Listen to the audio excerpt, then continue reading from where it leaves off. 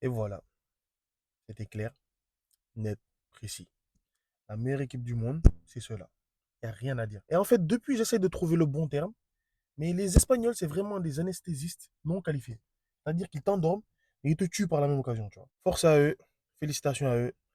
C'est incroyable. On connaît leur football, mais je ne pensais pas qu'ils puissent le faire pendant 120 minutes sans flancher ne serait-ce qu'une seule fois. Il y a vraiment des niveaux dans ce sport. There's levels to this game. Et là, il y a l'Espagne et il y a tout le reste, les frères. Là, faut pas se mentir, tu vois. Malgré le fait qu'offensivement, ils sont diminués, hein, parce que Nico Williams n'était pas en forme. Lamine Yamal, pareil, tu vois, parce que tu vois que toute la compétition, il a joué diminué. Et malgré ça, frère, c'est que défensivement, c'est tellement un rouleau compresseur, tu ne peux rien faire. Donc en gros, c'est plus une histoire de est-ce que l'Espagne va gagner, c'est quand surtout, tu vois. Et mention spéciale à l'Argentine, que franchement, je ne porte pas dans mon cœur. Ah non, l'Espagne, merci, gros. Si l'Argentine avait gagné, j'allais me foutre en l'air. Mais voilà, ils ont quand même réussi à imposer leur faux rythme à tous leurs adversaires pour au final les tuer, tu vois. Donc voilà, ils ont été très forts dans ça.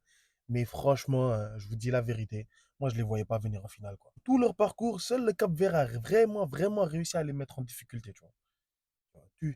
Et l'Angleterre aussi, franchement, c'est les plus gros chokers de l'histoire, man. Tu chez Liban, toi, tu as du sang sur les mains, man.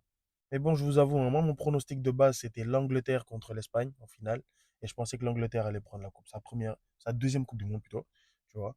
Mais écoute, au final, c'est le football qui a gagné, c'est l'essentiel.